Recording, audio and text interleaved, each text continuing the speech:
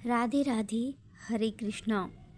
दोस्तों, आज हम आपके लिए भगवान श्री कृष्ण की लीलाओं के अंतर्गत 50वां अध्याय लेकर प्रस्तुत हैं, जिसके अंतर्गत श्री कृष्ण द्वारा द्वारका के दुर्ग का निर्माण का वर्णन किया गया है। कंस की मृत्यु के पश्चात कंस की दोनों पत्नियां विधवा हो गई थीं। वैदिक सभ्यता के अनुसार स्त्री कभी भी स्वतंत्र नहीं रहती है। उसके जीवन के 3 चरण होते हैं। बाल्य अवस्था में पति स्त्री को पिता के संरक्षण में रहना चाहिए और युवती स्त्री को युवा पति के संरक्षण में रहना चाहिए, और पति की मृत्यु होने के पश्चात उसे या तो अपने वयस्क पुत्रों के संरक्षण में रहना चाहिए अथवा वयस्क पुत्र न होने पर उसे अपने पिता के घर जाकर उसके संरक्षण में विधवा का जीवन व्यतीत करना चाहिए। ऐसा प्रतीत होता है कि कंस की कोई वयस्क पुत्र नहीं था, अतः विधवा होने पर उसकी पत्नियां अपने पिता के संरक्षण में चली गईं। कंस की 2 रानियां थीं, एक का नाम अस्ति था और दूसरी का प्राप्ति। वे दोनों ही बिहार प्रदेश के स्वामी राजा जरासंध की पुत्रियां थीं। घर पहुंचकर दोनों रानियों ने कंस के मृत्यु के उपरांत विषम परिस्थिति का विवरण अपने पिता को दिया। कंस के वध के कारण उनकी दयनीय दशा के विषय में सुनकर मगधराज जरासंध शोकाकुल हुआ। कंस की मृत्यु का समाचार प्राप्त होते ही जरासंध ने पृथ्वी को यदुवंशियों से रहित करने का निश्चय कर लिया। उसने निश्चय किया कि चूंकि श्री कृष्ण ने कंस का वध किया था, अतः समस्त यदुवंश का विनाश कर देना चाहिए। उसने अपने अगणित सैन्य व्यूहों सहित मथुरा के राज्य पर आक्रमण करने के लिए विशाल स्तर पर प्रबंध करना प्रारंभ कर दिया। उसके व्यूहों में कई सहस्त्र रथ, अश्व, गज तथा पैदल सैनिक थे। कंस की मृत्यु का प्रतिकार करने के लिए जरासंध ने इस प्रकार की 13 अक्षौहिणी सेना एकत्र की और अपनी समस्त सैन्य शक्ति सहित उसे यदु राजाओं की राजधानी मथुरा को चारों ओर से घेर कर उस पर आक्रमण कर दिया। साधारण मानव के रूप में अवतार लेने वाले श्री कृष्ण ने जरासंध की विशाल शक्ति को देखा। उसकी सैन्य शक्ति किसी भी क्षण तट को ढक लेने को आतुर समुद्र की भांति प्रतीत होती थी। उन्होंने यह भी देखा कि मथुरावासी भय से व्याकुल हो गए हैं। वे अपने अंतःकरण में एक अवतार के रूप में अपने उद्देश्य पर विचार करने लगे। वे यह भी विचार करने लगे कि प्रस्तुत परिस्थिति का सामना किस प्रकार किया जाए। उन्होंने सोचा कि चूंकि उन्हें मगध राज्य को नहीं जीतना था, अतः मगध के राजा जरासंध को मारने से कोई लाभ न था। उनका प्रयोजन समस्त जगत की बढ़ती हुई जनसंख्या को कम करना था। अतएव उन्होंने इतने अधिक पुरुषों, रथों, हाथियों तथा अश्वों का सामना करने के अवसर का लाभ उठाया। जरासंध की सैन्य शक्ति उनके सम्मुख प्रस्तुत हुई थी और उन्होंने जरासंध की संपूर्ण सेना का वध करने का निश्चय किया, जिससे कि वह पुनः लौटकर अपनी सैन्य शक्ति का पुनर्गठन कर सके। जब भगवान श्री कृष्ण इस प्रकार विचार कर रहे थे, तभी उनके लिए सारथी, शस्त्रों, ध्वजों तथा अन्य उपकरणों से पूर्ण रूप से सुसज्जित 2 रथ बाह्य आकाश से वहां पहुंचे। श्री कृष्ण ने अपने सम्मुख उपस्थित दोनों रथों को देखा और तत्काल ही उन्होंने संकर्षण नाम से विख्यात अपने ज्येष्ठ भ्राता बलराम जी से कहा, प्रिय ज्येष्ठ भ्राता, आप आर्य श्रेष्ठ हैं, आप ब्रह्मांड के स्वामी हैं और विशेष रूप से आप यदुवंश के रक्षक हैं। जरासंध के सैनिकों के समक्ष यदुवंशियों को महान संकट का अनुभव हो रहा है और वे अत्यंत व्याकुल हैं। उनकी रक्षा करने के लिए ही अस्त्र शस्त्रों से पूर्ण आपका रथ भी यहाँ उपस्थित है। मैं आपसे निवेदन करता हूँ कि रथ पर बैठकर आप शत्रु की समस्त सैन्य शक्ति का विनाश कर दीजिए, इस प्रकार की अनावश्यक युद्ध तत्पर शक्तियों का नाश करने और पुण्यात्मा भक्तों को सुरक्षा देने के लिए ही हम दोनों ने इस पृथ्वी पर अवतार लिया है। अब हमें अपना ध्येय पूर्ण करने का अवसर प्राप्त हुआ है। आइए हम अपने ध्येय को पूरा करें। इस प्रकार दशरथ के वंश श्री कृष्ण और बलराम जी ने जरासंध की राक्षसी सेना का नाश करने का निर्णय लिया। सैनिक वर्दी पहनकर कृष्ण और बलराम अपने अपने रथों पर सवार हो गए। जिस रथ के सारथी का नाम दारुक था, उस रथ पर विराजमान होकर वे शंख ध्वनि करते हुए छोटी सी सेना सहित मथुरा नगर के बाहर आए। आश्चर्य तो यह था कि यद्यपि दूसरे पक्ष की सैन्य शक्ति अधिक थी, फिर भी श्री कृष्ण के शंख की ध्वनि को सुनकर शत्रुओं के हृदय कांप उठे। जब जरासंध ने बलराम जी तथा श्री कृष्ण को देखा, तब उससे किंचित दया आ गई, क्योंकि श्री कृष्ण तथा बलराम दोनों का ही उससे दौहित्र का नाता था। उसने विशेष रूप से श्री कृष्ण को पुरुषाधम कहकर संबोधित किया, जिसका अर्थ है पुरुषों में सर्वाधिक निकृष्ट। वास्तव में वैदिक साहित्य में श्री कृष्ण पुरुषोत्तम नाम से विख्यात हैं, जिसका अर्थ है पुरुषों में सर्वश्रेष्ठ। श्री कृष्ण को पुरुषोत्तम नाम से संबोधित करने की जरासंध की कोई इच्छा नहीं थी। महान विद्वानों ने पुरुषाधम का वास्तविक अर्थ यह निश्चित किया है कि वह पुरुष जो अन्य सभी व्यक्तियों को नीचा दिखा दे। वास्तव में श्री भगवान के बराबर अथवा उनसे श्रेष्ठ और कोई नहीं हो सकता है। जरासंध ने कहा, श्री कृष्ण और बलराम जैसे बालकों से युद्ध करना मेरे लिए एक महान अपमान होगा। चूंकि श्री कृष्ण ने कंस का वध किया था, अतः जरासंध ने उन्हें विशेष रूप से उन्हें स्वजनों का घातक कहकर संबोधित किया। कंस ने अपने इतने भांजों का वध किया था, किंतु जरासंध ने उस पर ध्यान नहीं दिया। चूंकि श्री कृष्ण ने अपने मामा कंस का वध किया था, अतः जरासंध ने उनकी आलोचना करने का प्रयास किया। आसुरी व्यवहार की यही रीति है। असुर अपने अथवा मित्रों के दोष ढूंढने की अपेक्षा शत्रुओं के दोष ढूंढने का प्रयास करते हैं। जरासंध ने कृष्ण के क्षत्रिय न होने पर भी उनकी आलोचना की। चूंकि श्री कृष्ण का पालन पोषण महाराज नंद ने किया था, अतः श्री कृष्ण एक क्षत्रिय न होकर वैश्य थे। सामान्यतया वैश्यों को गुप्त कहा जाता है और गुप्त शब्द का प्रयोग छुपे हुए के लिए भी होता है। नंद महाराज ने श्री कृष्ण का पालन भी किया था और उन्हें छिपाकर भी रखा था। जरासंध ने श्री कृष्ण पर 3 दोषारोपण किए। पहला यह कि उन्होंने उनके बाल्यकाल में छिपाकर रखा गया था। दूसरा यह कि उन्हें उनके बाल्यकाल में छिपाकर रखा गया था। तीसरा यह कि वे क्षत्रिय भी नहीं थे। यही कारण था कि जरासंध को उनसे युद्ध करने में लज्जा का अनुभव हो रहा था। तत्पश्चात बलराम की ओर मुड़कर जरासंध ने उन्हें संबोधित किया, बलराम, यदि तुम्हारी इच्छा हो तो श्री कृष्ण के साथ साथ तुम भी मुझसे युद्ध कर सकते हो। यदि तुम में धैर्य है, तब तुम मेरे बाणों से मारे जाने की प्रतीक्षा कर सकते हो। इस प्रकार तुम्हें स्वर्गलोक प्राप्त होगा। भगवद गीता में कहा गया है कि युद्ध करते हुए क्षत्रिय को 2 प्रकार के लाभ हो सकते हैं। यदि वह युद्ध में विजय प्राप्त करता है तो उसे विजय के फल भोगने का आनंद प्राप्त होता है, किंतु यदि वह युद्ध में वीरगति प्राप्त करता है, तब भी उसे स्वर्गलोक प्राप्त होता है। जरासंध को इस प्रकार कहते सुनते देखकर श्री कृष्ण ने उत्तर दिया, प्रिय राजन जरासंध, जो शूरवीर होते हैं वे अधिक बातें नहीं करते, उसके स्थान पर वे अपना कौशल प्रदर्शित करते हैं। चूंकि तुम अत्यधिक बातें कर रहे हो, इससे प्रतीत होता है कि तुम्हें विश्वास है कि इस युद्ध में तुम्हारी मृत्यु होगी। हमें तुम्हारी और अधिक बातें नहीं सुननी है, क्योंकि जिसकी मृत्यु होने वाली हो अथवा जो अत्यंत दुखी हो, उस व्यक्ति की बातें सुनने से कोई लाभ नहीं।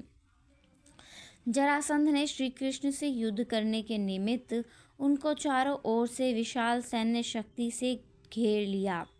जैसे सूर्य कोहरे और धूलि से ढका हुआ प्रतीत होता है, उसी भांति परम सूर्य कृष्ण को भी जरासंध की सैन्य शक्ति ने ढक लिया। श्री कृष्ण तथा बलराम जी के रथ क्रमशः गरुण तथा ताल वृक्षों के चित्रों से अंकित थे।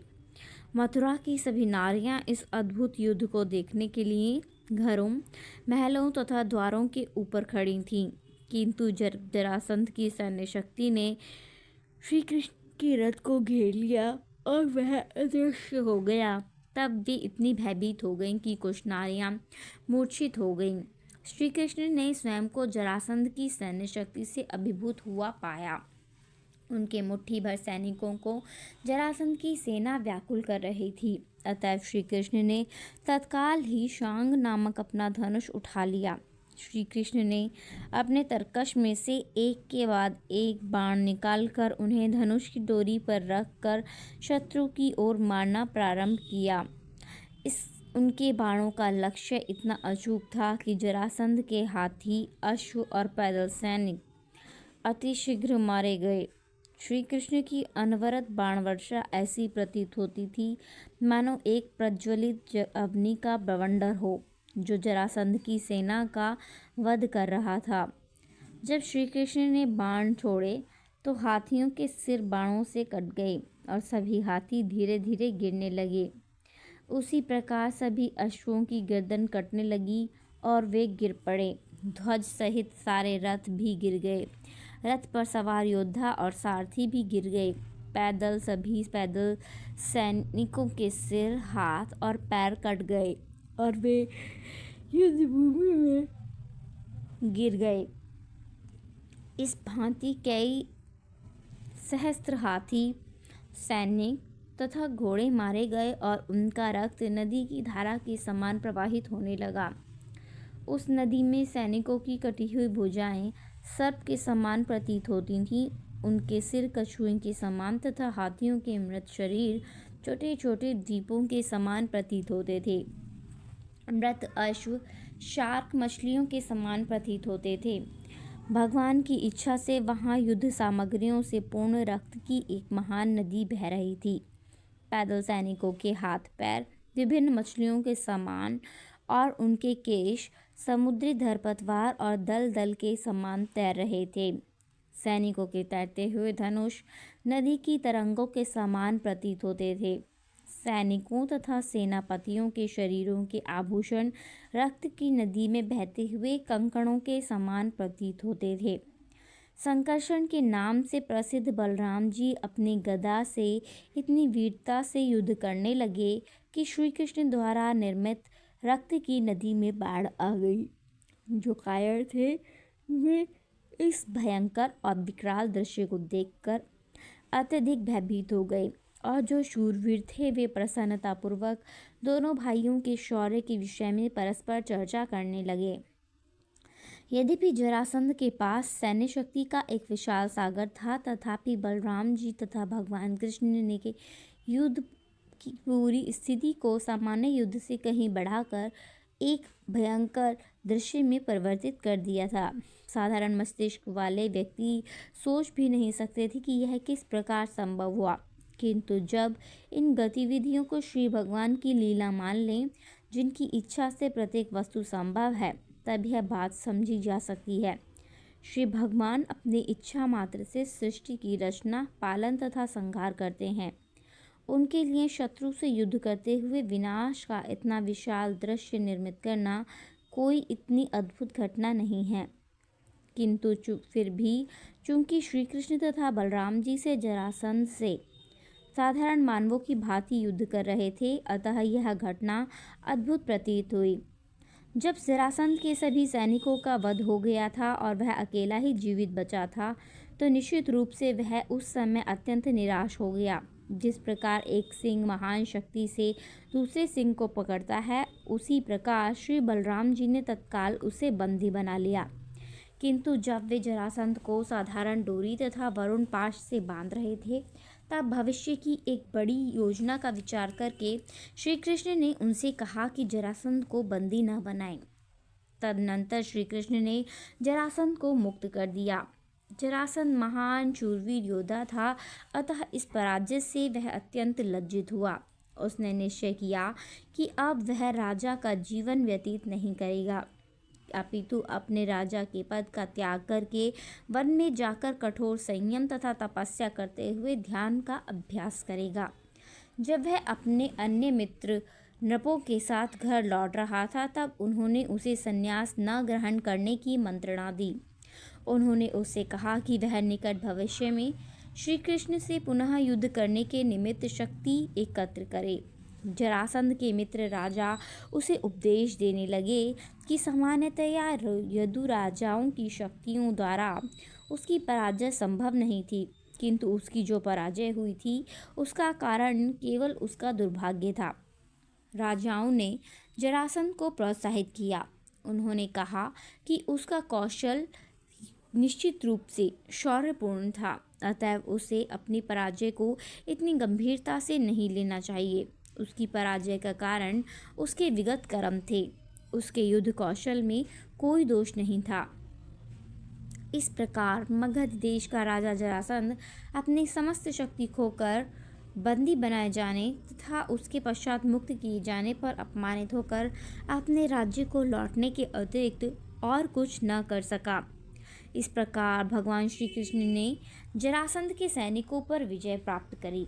यद्यपि जरासंध की तुलना में श्री कृष्ण की सेना छोटी सी थी, फिर भी उनकी सेना भी अल्पमात्र भी क्षति नहीं हुई, जबकि जरासंध के सभी सैनिक मारे गए। उस समय स्वर्ग के निवासी अत्यंत प्रसन्न हो गए और भगवान का यश गान एवं उस पर पुष्प वर्षा करके उनको प्रणाम करने लगे। उन्होंने इस विजय की अत्यंत प्रशंसा की। जरासंध अपने राज्य को लौट गया और इस प्रकार मथुरा नगर पर निकट भविष्य में आक्रमण का भय नहीं रहा। मथुरा के नागरिकों ने व्यावसायिक गायकों जैसे सूत, मागधों तथा सुंदर गीतों की रचना में पटु कवियों के सम्मिलित गान का आयोजन किया। वे कवि तथा गायक श्री कृष्ण की विजय का यश गान करने लगे। विजय के उपरांत जब भगवान श्री कृष्ण ने नगर में प्रवेश किया तो अनेक तुरही, शंख तथा दुंदुभी बजने लगीं। विभिन्न वाद्यों जैसे भैरव, तूर्य, वीणा, मुरली तथा मृदंग की सम्मिलित ध्वनि ने उनका सुंदर स्वागत किया। श्री कृष्ण के नगर में प्रवेश के समय समस्त नगर अत्यंत स्वच्छ किया गया था और विभिन्न गलियों तथा पथों पर जल का छिड़काव किया गया था। नगर निवासी प्रसन्न थे और उन्होंने अपने घरों तथा अपनी दुकानों को कागज की रंगीन पट्टियों से सुसज्जित किया था।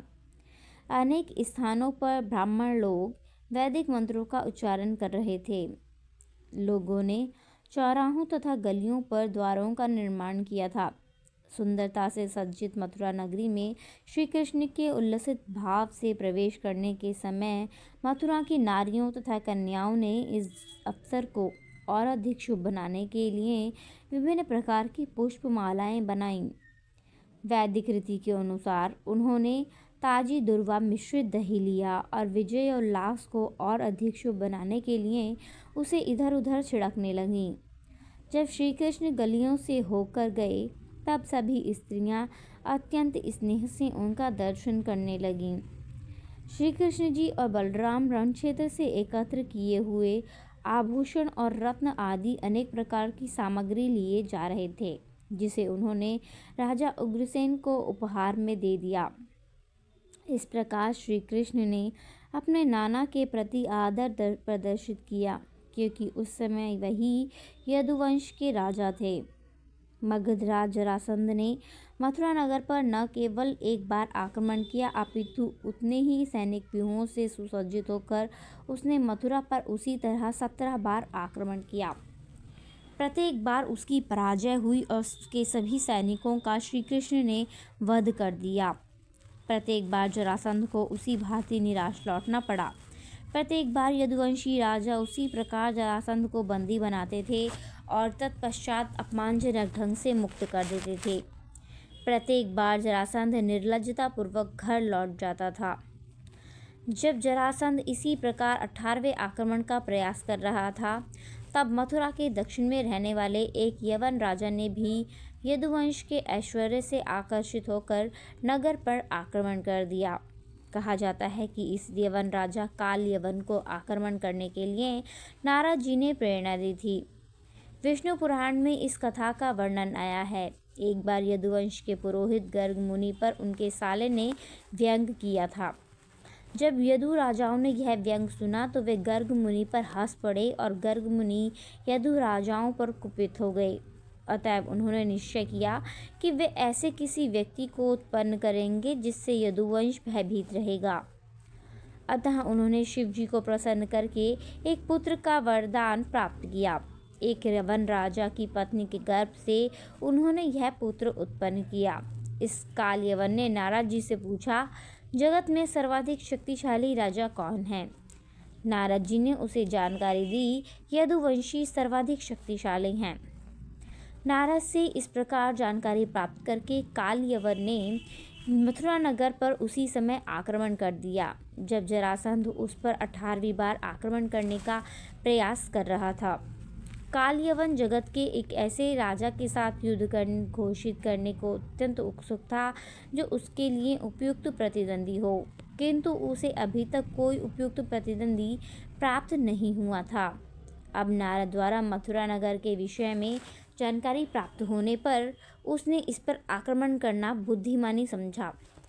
मथुरा पर आक्रमण करते समय वह अपने साथ 3 करोड़ यवन सैनिक लाया था। जब मथुरा इस प्रकार घिर गई तब भगवान श्री कृष्ण विचार करने लगे कि जरासंध तथा काल यवन नामक 2 भयानक शत्रुओं के आक्रमण के भय के कारण यदुवंश घोर विपत्ति में है। समय कम होता जा रहा था। काल यवन से पहले ही मथुरा को चारों ओर से घेर रखा था। उसे आशा थी कि पहले 17 प्रयासों में जितनी सैन्य टुकड़ियां थीं उतनी ही टुकड़ियां पुनः लेकर जरासंध भी अगले दिन आ जाएगा। श्री कृष्ण को विश्वास था कि अब जबकि काल यवन भी मथुरा पर आक्रमण कर रहा है, उसी समय मथुरा को जीतने के लाभ का अवसर जरासंध अवश्य उठाएगा। अतएव उन्होंने मथुरा नगर की सुरक्षा के लिए 2 सैनिक बिंदुओं से पहले से प्रबंध करना उचित समझा। यदि श्री कृष्ण और बलराम जी दोनों एक स्थान पर काल यवन से युद्ध में रत होंगे तो जरासंध दूसरे स्थान से आकर पूरे यदु परिवार पर आक्रमण करके अपना बदला ले सकता है। जरासंध अत्यंत बलशाली था और 17 बार पराजित होने के कारण वह यदु परिवार के सदस्यों की निर्दयतापूर्वक हत्या कर सकता था अथवा उन्हें बंदी बनाकर अपने राज्य में ले जा सकता था। अतः श्री कृष्ण ने एक ऐसे स्थान पर अजेय दुर्ग का निर्माण करने का निश्चय किया जहाँ कोई भी द्विपद जीव, चाहे वह मनुष्य हो अथवा असुर, प्रवेश न कर सके। उन्होंने अपने सगे संबंधियों को उस दुर्ग में रखने का निश्चय किया जिससे स्वयं श्री कृष्ण शत्रुओं से युद्ध करने के लिए मुक्त रह सकें। ऐसा प्रतीत होता है कि पूर्व काल में द्वारका भी मथुरा राज्य का एक भाग था, क्योंकि श्रीमद् भागवत में कहा गया है कि श्री कृष्ण ने सागर के मध्य दुर्ग का निर्माण किया है। श्री कृष्ण द्वारा निर्मित दुर्ग के अवशेष आज भी द्वारका की खाड़ी में हैं। सर्वप्रथम उन्होंने 96 वर्ग मील में फैली हुई एक अत्यंत सुदृढ़ दीवार का निर्माण किया। यह दीवार भी समुद्र के अंदर थी। यह परकोटा अद्भुत था और विश्वकर्मा ने इसकी योजना बनाई थी तथा निर्माण किया था। कोई साधारण शिल्पी सागर के मध्य ऐसे दुर्ग का निर्माण नहीं कर सकता था, किंतु विश्वकर्मा जैसे शिल्पकार, जिसे देवताओं में अभियंता माना जाता है, ब्रह्मांड के किसी भी भाग में कहीं भी ऐसी अद्भुत शिल्पकारी कर सकता है। यदि श्री भगवान के प्रबंध के द्वारा बाह्य आकाश अंतरिक्ष की भारहीनता में विशालकाय ग्रहों को तैराया जा सकता है, तब सागर में 96 वर्ग मील के क्षेत्र में फैले हुए एक दुर्ग का शिल्पपूर्ण निर्माण कोई अति अद्भुत कार्य नहीं था। श्रीमद् भागवत में कहा गया है कि सागर के मध्य में विकसित सुनिर्मित इस नवीन नगर में सुनियोजित मार्ग तथा गलियां थीं। न केवल वहां सुनियोजित मार्ग व गलियां थीं, अपितु सुनियोजित पथ व उद्यान भी थे। उद्यान कल्प वृक्षों से पूर्ण थे। ये कल्प वृक्ष भौतिक जगत के साधारण वृक्षों की भांति नहीं हैं। कल्प वृक्ष आध्यात्मिक जगत में पाए जाते हैं। श्री कृष्ण की परम इच्छा से सब कुछ संभव है, अतः श्री कृष्ण द्वारा निर्मित इस द्वारका नगर में कल्प वृक्ष लगाए गए थे। नगर में अनेक प्रासाद, गोपुर और विशाल द्वार भी थे। बड़ी मंदिरों में से कुछ में अभी भी गोपुर पाए जाते हैं। वे अत्यंत ऊंचे होते हैं और अत्यधिक कलात्मक ढंग से बनाए जाते हैं। इन प्रासादों और गोपुरों पर स्वर्णिम कलश थे। राजमहलों में अथवा द्वारों पर ये कलश शुभ शकुन माने जाते हैं। लगभग सभी प्रासाद गगनचुंबी थे। प्रत्येक घर में भूमिगत कक्षों में बड़े बड़े स्वर्ण तथा चांदी से निर्मित पात्रों में अन्न संचित रहता था। कक्षों में अनेक स्वर्णिम जल कलश थे।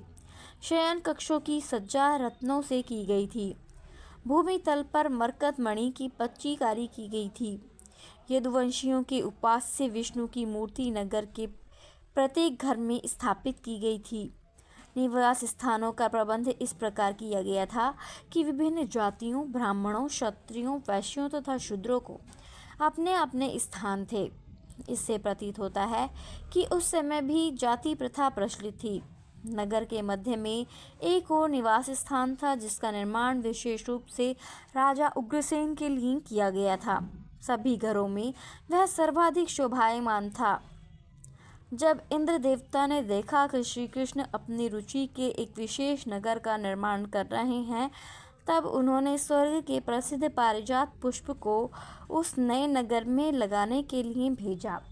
उन्होंने सुधर्मा नामक एक सभा भवन को भेजे। इस सभा गृह का विशेष गुण यह था कि इसके अंदर किसी बैठक में भाग लेने वाला व्यक्ति वृद्धावस्था की निर्बलता पर विजय प्राप्त कर सकता था। वरुण देवता ने मन की गति में दौड़ने में एक समर्थ श्वेत अश्व, जिसके कान काले थे, देवताओं के कोषाध्यक्ष कुबेर ने भौतिक ऐश्वर्य की 8 सिद्धियों को प्राप्त करने की कला प्रदान की। इस प्रकार सभी देवता अपने अपने सामर्थ्य के अनुसार अपने अपने उपहार अर्पित करने लगे। सब मिलाकर 33 करोड़ देवता हैं और प्रत्येक को ब्रह्मांड के किसी विशेष विभाग का प्रबंध कार्य सौंपा गया है। श्री भगवान अपनी रुचि के एक नगर का निर्माण कर रहे हैं। इस अवसर का लाभ उठाते हुए सभी देवताओं ने उन्हें अपने अपने उपहार अर्पित किए और इस प्रकार द्वारका का नगर ब्रह्मांड में अद्वितीय बन गया। इससे इस बात की पुष्टि होती है कि निस्संदेह देवता असंख्य हैं, किंतु वे श्री कृष्ण से स्वतंत्र नहीं हैं। जैसा कि चैतन्य चरितामृत में कहा गया है, श्री कृष्ण परम ईश्वर हैं और अन्य सब सेवक हैं। अतः सभी सेवकों ने ब्रह्मांड में श्री कृष्ण की उपस्थिति का लाभ उठाकर उनकी सेवा करने का सुअवसर प्राप्त किया। इस उदाहरण का अनुसरण सभी को, विशेष रूप से कृष्ण भक्तों को करना चाहिए, क्योंकि सबको अपनी अपनी योग्यता द्वारा श्री कृष्ण की सेवा करनी चाहिए। जब योजना अनुसार नवीन नगर का निर्माण पूर्ण हो गया, तब श्री कृष्ण ने मथुरा के सभी नागरिकों को वहीं स्थानांतरित कर दिया और श्री बलराम को नगर पिता बना दिया। इसके पश्चात उन्होंने बलराम जी से मंत्रणा की और कमल की माला धारण करके शस्त्रास्त्र उठाए बिना काल यवन का सामना करने के लिए नगर से बाहर आए। काल यवन ने ही मथुरा पर पहले ही घेरा डाल दिया था। इस प्रकार लीला पुरुषोत्तम भगवान श्री कृष्ण के अंतर्गत श्री कृष्ण के द्वारा द्वारका के दुर्ग का निर्माण नामक 50वें अध्याय का भक्ति वेदांत तात्पर्य पूर्ण हुआ। राधे राधे, हरे कृष्णा, धन्यवाद।